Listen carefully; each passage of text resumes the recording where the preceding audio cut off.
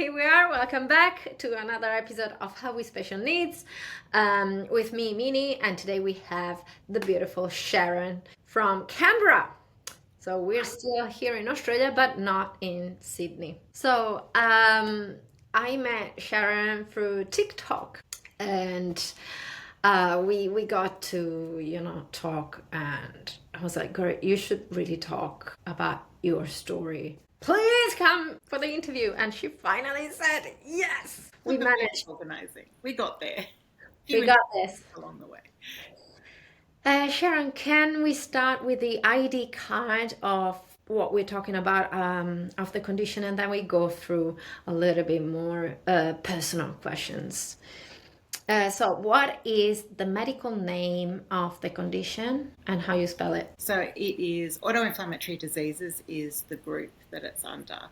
And I have two different ones under that heading. So familial Mediterranean fever and Behçet's. And both there's a lot of controversy over whether they're both genetic, but in my case, it's genetic. And I have my mum as well, and there's other family members, and unfortunately passed it on to my daughter too. Oh, shoot. And so I did a little bit of research because sometimes under the umbrella of AID are both autoinflammatory diseases, which, for example, are the ones you mentioned, and autoimmune disease. Big difference between the two. Exactly. So can we briefly make the difference, because there might be people who listen to this and are like, oh yeah, lupus. No, it's really different. Lupus is a really interesting one. Autoinflammatory disease is your innate immune system. So it's the one that you're born with, where things don't quite work quite right. And autoimmune is your adaptive immune system. So that's the one that as you grow, learns from the environment. Lupus is an interesting one where there is some crossover between the two. Lots of discussion over that one. It's a bit of a red flag one that people argue about. It's very interesting, but there can be crossover. Absolutely, there can be crossover between the two. And because it's such a new area of medicine, so it's only really been in the past 30 years that this has come about. It only officially got the label of autoinflammatory disease in the late 90s. So it's very, very new. And we're new discoveries all the time. It's an exciting research area, and Australia is one of the leading countries in the world with the research. Fair enough. Very interesting. And so you guys normally use the acronym AID, right? Instead of or SAID, which is systemic autoinflammatory disease. So SAID is probably a little bit more common, so that there's no confusion between that and the original AIDS. And it would be SAID. That's right. Fair enough. Nicknames of the condition. The Beast. The list. So there is anywhere between 40 to 50 new autoinflammatory diseases. So many of them. Most of them go by their acronyms. So for me, familial Mediterranean fever, it's known as FMF. But even that has its own little, so some people call it periodic peritonitis. It was called Wolff periodic disease at one point too, or Siberian. There's a few different names for FMF. Periodic fevers fits in there as well. And Behçet's Silk Road disease was another way it was referred to. Okay. And there are hundreds of ways people pronounce Behçet's too. I'm not Turkish, so I suspect asking someone from Turkey, they'd probably pronounce it correctly. Yeah, because sometimes is it probably the surname of the doctor that is covered? That's exactly it, yes. A dermatologist, yeah. How long has it been around? You already said it. So from the 90s, it's been... That's when it officially got its label, autoinflammatory disease. Yeah. But it's been described all the way back. So we're talking about Egypt, right back. It's described in literature all the way back. Behçet's was first described in the 1930s, and FMF was in the 1940s. So it just hasn't been named. The genetics for it were not picked up until the late 90s when they finally came to Okay. the ability to be able to find their genetic. Out of curiosity, how were they described? As chronic fatigue? Periodic fevers, inflammation of joints, inflammation of organs, or autoinflammatory disease, so inflammation. Some of them have skin manifestations, so it would be periodic manifestations of fever and skin changes or pain. How rare or common is this disease? It depends whereabouts in the world you are. So we talk about the Silk Road. So there are areas in the world where it's more common. So things like FMF wouldn't necessarily be considered rare around places like Turkey. Here in Australia, it's still considered a rare disease. Behçet's, again, it's still considered a rare disease. So in Australia, there are no statistics, no confirmed statistics, because it's not an area where there's been enough collation of information.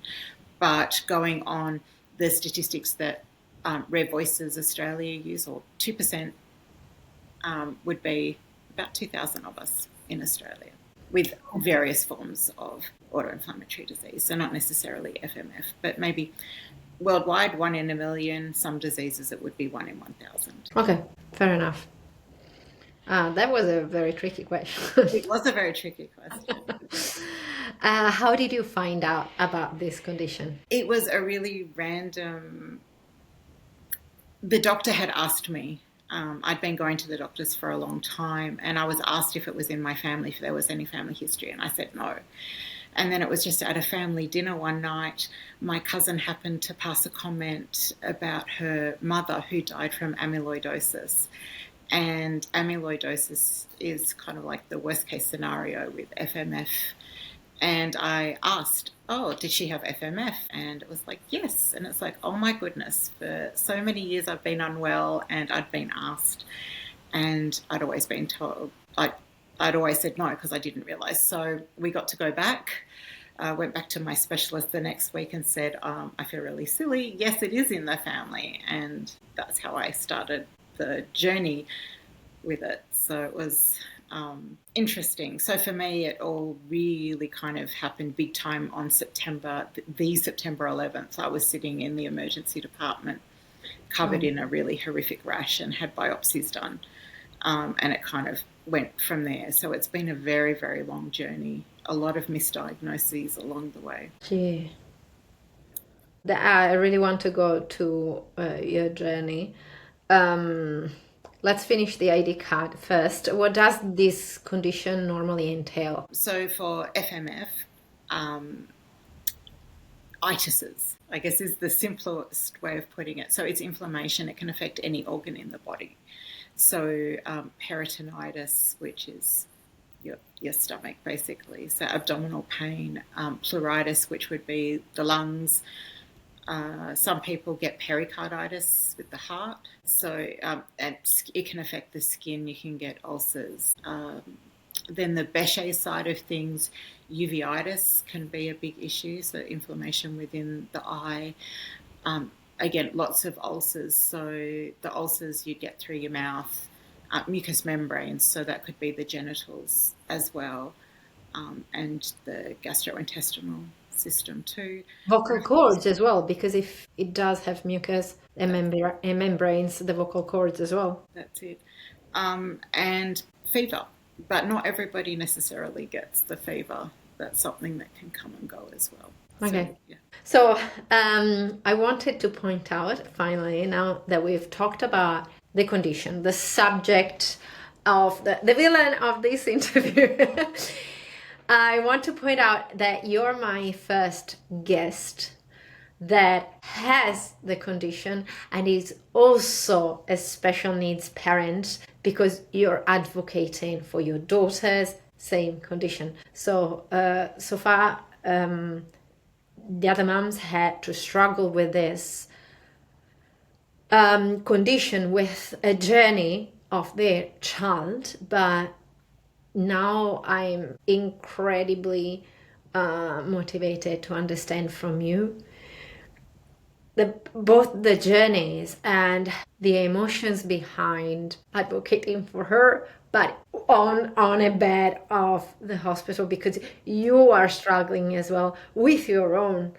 medical issues, medical situation. It feels very overwhelming from outside. It feels incredibly overwhelming because you have the load for your daughter and you also have to take care of yourself as well. So how has this journey, this condition impacted all of you? Oh, such a big question. Where to start? So Let's start also missing from this picture is, so I've got two children, and both my children are also diagnosed with ASD, autism, and ADHD on top of this as well. So advocating left, right, and centre, it's not just as simple as advocating around a medical condition. You know, we've also got the psychosocial stuff to advocate around as well. I guess part of my story was when I was diagnosed, I found it very, very difficult to find information. There was nothing in Australia at the time, and showing my age, I actually found information in a Yahoo group. I joined a Yahoo group, and it was an international group. So I got to meet other Australians in that group. And in the end, we ended up forming our own support group here in Australia. And then that's progressed from, you know, a Facebook group to actually forming our own organisation. So the advocating isn't just for my daughter, it was something that I took on for Australian families in general, or patients community, the autoinflammatory disease community here in Australia, and then now New Zealand as well, so that they've got some support too. So for my daughter, it wasn't picked up straight away. And it wasn't until I started seeing signs that I had to start questioning if there was a bit more to what I was seeing. My mother wasn't diagnosed at this point either, but I did have other people in my family. So there had been discussions and I had a fairly good idea what I was looking at. I didn't get anywhere for a long time, and it was really frustrating. I didn't feel like I was being heard, even over my own diagnosis. I've been re-diagnosed 3 times, and because nobody would agree that that's what my diagnosis was. So I had the original genetic testing done, and it showed up in the original genetic testing. But I was told to begin with I was a carrier, that I didn't actually have the condition. And when this was first done, the belief was that it was 2 recessive genes were needed for someone to actually have the disease. As research has progressed, we know that that's not the case anymore. And absolutely, you can only have one known gene variation is what they don't tend to use the word mutation anymore. It's variation. Variation, yeah. Turns out I have 4 variations on, it's the MEFV gene, which is affected, and I've got 4 variations on my genes. So in the end, I actually was able to consult with the doctor in Israel who came up with the original criteria of diagnosis, and it cost me thousands. And he confirmed that I had FMF and Behçet's. And then I brought that piece of paper back to the doctors here, and they still questioned it because I wasn't fitting the textbook case. Now I am absolutely a textbook case. Now we've got more information. So I ended up having to be re-diagnosed again because I wasn't getting anywhere with my own diagnosis and advocating for myself. So when it came to my daughter, same doctors involved. So in the end, I ended up paying to have her tested privately. And sure enough, the same 4 genes came up. And by this time, because of setting up the other organisation, I had a good idea on which doctors would be best to see. So I was able to get in to see one of the immunologists, paediatrician immunologists. And that's where we went from there. So even now, we're still at the very beginning of her journey. She's not actually being treated properly yet either. So we're still treating symptomatically rather than treating completely with medication. But we're starting to get to the point that her symptoms need treating. And do you think that's because we're in Australia, and in Australia there's not enough literature, data, information around this? Absolutely. Absolutely. We have, that said, we definitely have a core group of doctors and researchers now. We now have a doctor in Australia who specialises in autoinflammatory diseases. We've got one. So he was trained overseas and he's been fantastic. There's now a symposium held biannually as well, which is very exciting. And it was held earlier this year in Queensland. So the information is slowly getting there. It's filtrating, but it's very slow. One of the bigger issues that we have is access to medication, which is gold standard everywhere else in the world. But here in Australia, it's quite difficult to get still and very expensive. And certainly not every patient has access to it. And we're still having issues with people being diagnosed quickly. Some people will go, like myself, I was 31 when I was officially diagnosed. The journey to diagnosis takes way too long, and then treatment can take longer.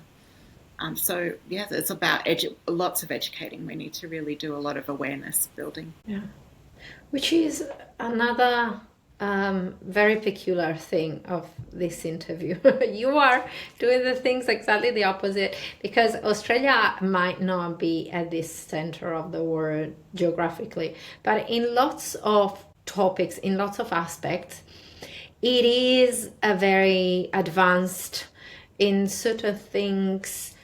It is really at the top leading of the world. In this case, it's actually following everybody else, it seems, in even just the procedures, even in this advocating for medication. Yes, it's tricky. A lot of it comes down to cost. These drugs are very expensive. So one of them is $15,000 for 3 months worth of treatment. And obviously not all hospitals in Australia have the ability to carry that cost for patients. So it is covered by Medicare? One of them is covered by the PBS. So we're talking about biologics. The baseline medication that most people with autoinflammatory disease is on is colchicine, which is readily available and covered by the PBS. And what's exciting about colchicine, it's one of the oldest medications in the world. The crocus flower, it goes all the way back to ancient Egypt. So, it's something that there's plenty of information on and can be used safely. But a lot of people don't tolerate it. It makes it very, very difficult with upset tummies and side effects. The side effects prevail. Oh, that's. What about your mum? How is she dealing with the condition? So she's not at all. So it was very interesting. She actually didn't realize that she had it. So she was diagnosed. Like we assumed she understood the implications when the test came back, but she actually didn't, and no one had formally told her that she had it. So it wasn't until last year where it was discussed with her specialist, because of other medical issues that she had. And unfortunately, treatment for her is a bit more difficult because it interacts with other medication that she needs to be on. But looking back, we can certainly see all the signs and the symptoms for many years that she's been experiencing too. Okay, fair enough. Which is amazing. She's a warrior, because when you didn't have any of this data, you would say, I'm chronically fatigued. I have lots of problems with my joints, and dermatologically speaking, lots of rashes and this and this, and the doctors might have been even dismissive of, yeah, that's what it is. Well, back, I don't know, 30 years ago, I'm imagining it must have been very hard 40 years ago. We suspect part of with autoinflammatory disease is environmental factors and how much that plays into it as well. Just because you have the genetic variations doesn't necessarily mean that you'll have the disease itself. And different people will experience it very differently. Much like autism, you meet one person with autism, you've met one person with autism. It's always going to be very specific. It is a broad spectrum. That's right. Okay, fair enough. What's been the worst moment? The top 10. Top 10 worst moment. For myself, I think it's the medical gaslighting, for being told for so long that this was in my head.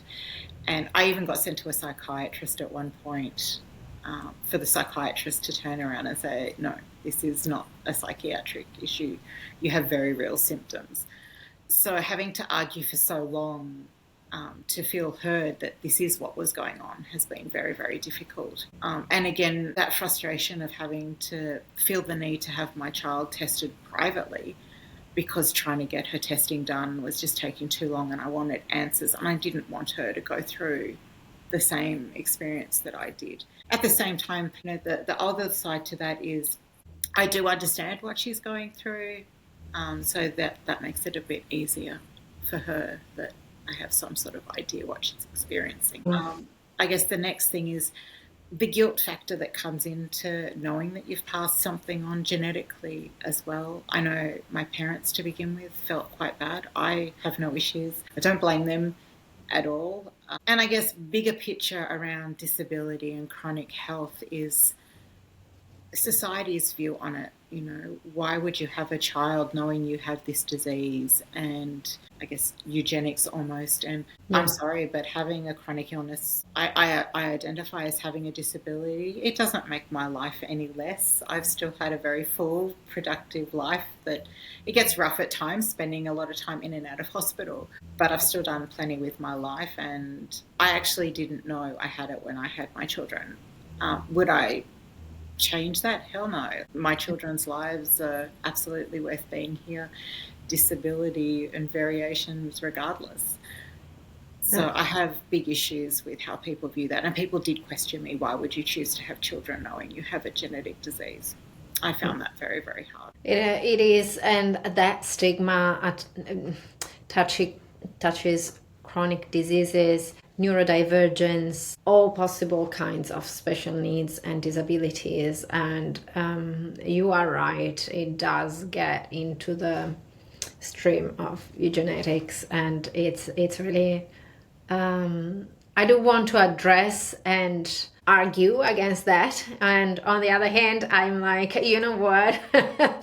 I don't even want to dignify them with time spent talking about that, but I want to spend time showing how meaningful your journey is, how important it is to all of us, whether we do have a chronic disease or not, because it does help every single person learn, grow, understand.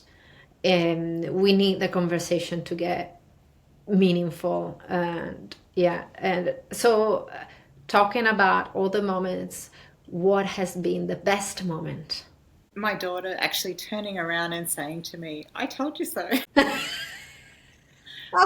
It was, yeah.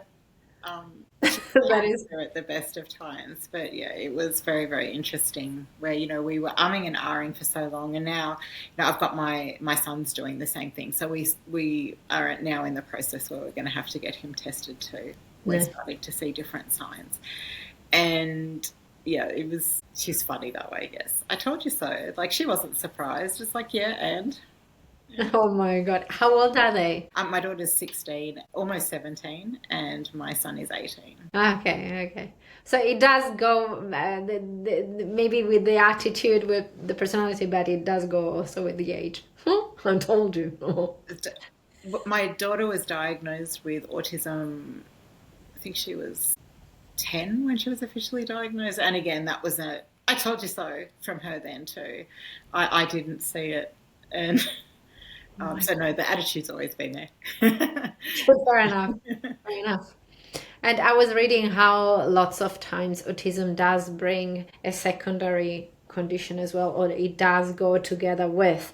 And in your case, how do you see for her, maybe even for your son, but can you distinguish what's happening in their lives from one condition to the other, or they do go together? Again, such great questions. So there's been a lot of research come out recently around mental health and autoinflammatory disease, and whether there is a correlation between the two. Particularly, there was a article that came out earlier this year specifically around youth and mental health, and that was written by Amanda Clark, if anybody is interested in reading it.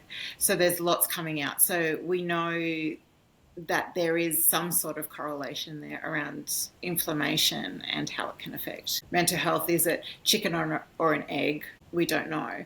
And then the other side of it is a lot of the information that's around autism and inflammation as well, and the gut in particular, how that can impact on things. Certainly that was actually one of the key giveaways that I was saying, was that I was seeing, I don't want to say change in behaviour, but her mood was significantly changing. And then we would see the other symptoms of the autoinflammatory stuff coming in. She'd get very, very flushed. She'd come out in a rash. And that's actually what made me question whether there was a bit more to it. And then we were seeing joint swelling as well.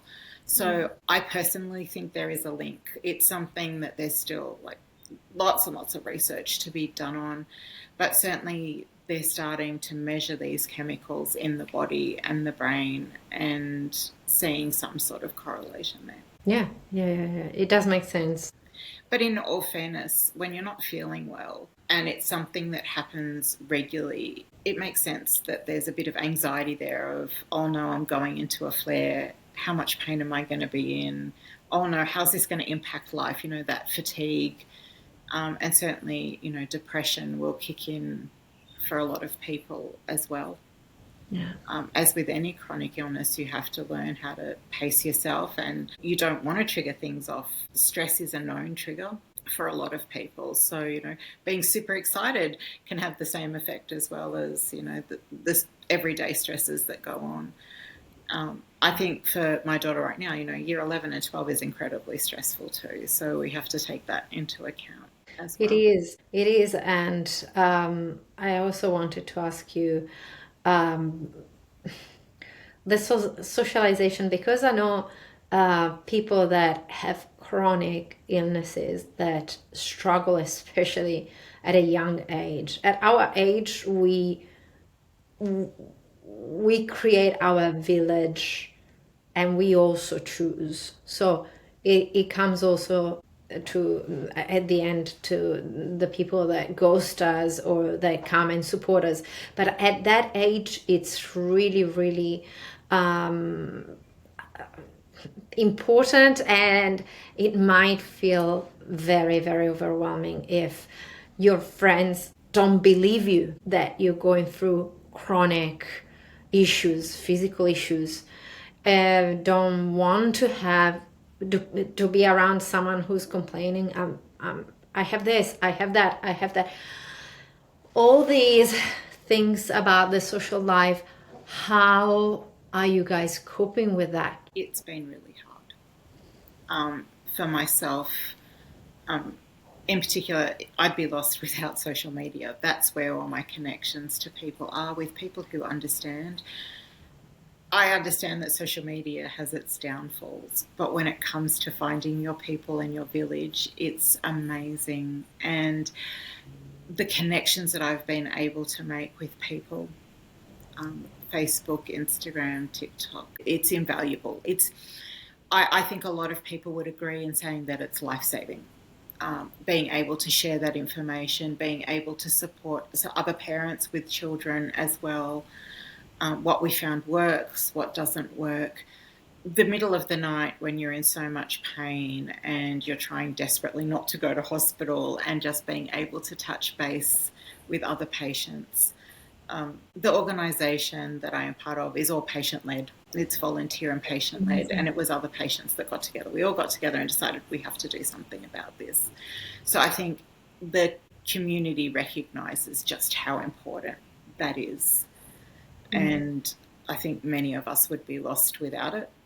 And it's not even just providing each other with that support from a social perspective.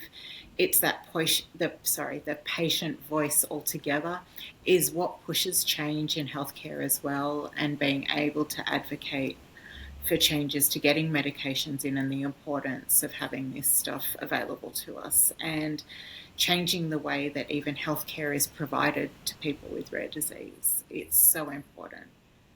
I'm very lucky again within my family that I wasn't the only person with it. So I was getting validation from within my family about what I was experiencing as well. So as much as I felt like I was being medically gaslit, I certainly had other people in my family who had the shared experience of these Yeah. bizarre symptoms as well. Can you And that believe was really it? If you important. didn't have that cousin who told you, hey, imagine they would have kept telling you it's all in your head, it's all in your head. But now you have the support of other families who are like, yeah, you know what? I've gone through exactly the same thing. You tell them off.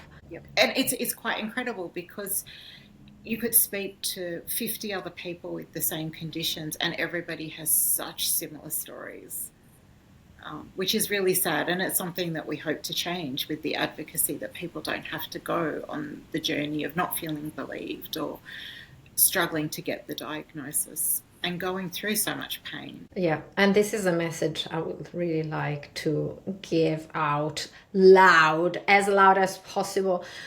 Whatever condition you have, whatever situation, please find your own tribe, find a community. That's the beauty of online. And who cares if they live on the other side of the world, if that's a person, if those are listening ears that will get you, they will be able to comfort you and support you. Go there. And because sometimes what you have in a 5 kilometers radius is not going to support you, Especially and when it's rare. You're not going to, especially, yeah, especially when it's rare. It makes it even harder. And like we're saying, everybody's different, but our own experiences then gives you lots of different options to try. So if something doesn't work for one person, it might work for the next, and being able to share, um, like discussing with you around, the sensory needs and little things that we tried along the way that work for us might, potentially different sort of set of circumstances, but being able to discuss that with somebody else from absolutely. a different. And because sometimes certain things like chronic fever or the rashes or something, it might be under the same umbrella. It might be a different condition, but some things I'm seeing with Kabuki syndrome, hypotonia is something that we have in common with lots of different other genetic conditions. Same goes tube feeding, same goes possible seizure management. So many things you might find in communities that are specific for another condition, but they actually worked out how to isolate, how to not fix, sometimes fix an issue that you're having, even if the condition you're coping with is different. Absolutely. Yep. And a lot of the medications that get used, same medications but completely different disease processes as well. Yeah. And I do have like 20,000 different questions I would ask you about your journey, about your daughter. But I also wanted to ask you about this amazing. I would like to shout, but otherwise the audio here is gonna clip, the microphone is gonna clip, so I'm not gonna do that. Amazing project here in Australia you created. The name, the website, what are you guys offering? So ANZFADE, which stands for Australia and New Zealand Forum for Autoinflammatory Diseases, and it's www.anzfaid.org, ANZFAID. As I say, we're a volunteer-led organisation made up of patients, researchers, health professionals, all sorts of people in the background, and basically all coming together to try and support the Australian and New Zealand autoinflammatory community. So we are connected with the researchers here in Australia and with several of the doctors. And we're here to advocate, to raise awareness and provide information, in particular to the patients. So we really focus on making sure that our language is plain and easy to understand without all the extra medical jargon involved. So yes, we've got Facebook groups where everybody can connect. We're on Instagram as well. If you look up ANZFADE on, Australia and New Zealand Forum for Autoinflammatory Diseases, you'll find us there with the links to the groups as well. Okay. And opportunity to ask questions, get to know other people who have the diseases themselves or children, partners. Everybody is welcome. I guess it's important to note that autoinflammatory diseases are non-discriminatory. They can affect anyone, any age, any gender, any race, any religion. There is no barrier to who it can affect. So we're there for everyone. And we've got such an amazing community. And it's not just here in Australia, it's across the world. So we are connected with people in Europe and the US as well, the Middle East, the Mediterranean, everybody is there, multiple languages as well. Okay, fair enough. Which is amazing because sometimes talking as a migrant, sometimes it is a struggle, especially when you're talking about the genetics and the medical issues, and English is not even your first language. So sometimes finding things in your own language really helps you a lot. The Rare Voices Australia, I'll give them a shout out too, have some amazing resources as well for those in Australia too, and Rare Disorders New Zealand as well. They have extra information around rare diseases in New Zealand too. A couple of the other organisations that come into it, the Autoinflammatory Alliance that run from America, and then there's FMF and AID Global, which runs from Switzerland. So there's lots of different groups out there, and the best bit about it all being international is that we can all talk to each other, and we're getting information from multiple places in the world. And I guess the big thing for that is donations. Always welcome. Get in contact with us, info@ansfade.org, and we will tell you how best to do that. We're in the process of our charity status going through at the moment, and tax deduction. Yep, that's going through too. So we can't do anything without the funds either. As a voluntary organisation, we need that support to be able to keep supporting people too. Last word of advice for anyone who's going through that medical gaslight situation. What would you tell to someone who's struggling and would like a word of support? You know your body best. You know your child best. Mum instincts, parenting instincts are very rarely wrong. And if you think there is something wrong, just keep going back until you find somebody that's going to listen. If you believe that it's an autoinflammatory based disease, get in contact with us. We can certainly help provide you with more information to support you in your journey. But often, especially with rare diseases, it's the patients that are educating the doctors. And, we've got however many years living in our own bodies, whereas a lot of doctors may only have heard about it once or twice in their career. And not to see it as a failing on their part, but encouraging the education for them to increase their understanding of what's going on as well. So it's a really good opportunity to use to educate people and to build awareness too. Yeah. And the community will give them absolutely incredible insight on what to look for, what could be the triggers, what could be the pointers, the consequences, the overlapping of different conditions. So you're not going to be alone in it. As rare as it is, when we're all together, you're not alone. It's strength in numbers, and that you will find your own tribe. Amazing. Sharon, thank you so much. Thank you. Where can we find you? So we can find you on the website that you mentioned. Do you want to give also your socials? On what social media can we find you? We're on Facebook, and we're on Instagram, autoinflammatory_Australia_NZ, and we are also on TikTok as the same thing. Okay, fair enough. And I'll link everything, so it will be amazing. Thank you so much. Thank you. Thank you, and hopefully I'll see you in person in Canberra one day. I'll see you in Sydney, next trip to Sydney. True, absolutely. For everybody else, stay safe. Ciao.